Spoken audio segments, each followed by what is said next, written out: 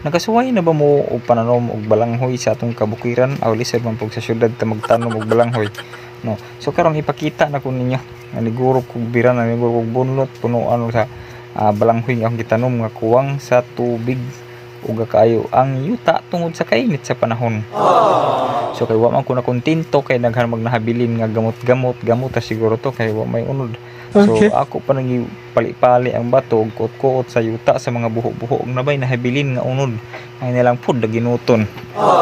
So karon kay nakatigom naman tag balanghoy o atong giluto matik na atong gitunuan gisukaran ug giparisahan og suso. So mo na kanindot ang kinabuhi sa pobre, kinabuhi sa mag-uuma sa bukid. So pakitaon na to pirting lamia sa balanghoy nga gitunuan ug naa pa joy asukar. Pirting kaong na sa mag-uuma. Napay suso tudloan ta mog unsaon pagsupsop. Ingana na ha. Tulipon na imong suso. Nya supsupon. Gawas ang unod gawas ang mata gitutho. Supsop na pud to ara. Pirting lamia. Sop na pud, sop sa tudlo, sop sa suso. Sop na pud, tulipon isa na. Kay namay nang sabaw-sabaw.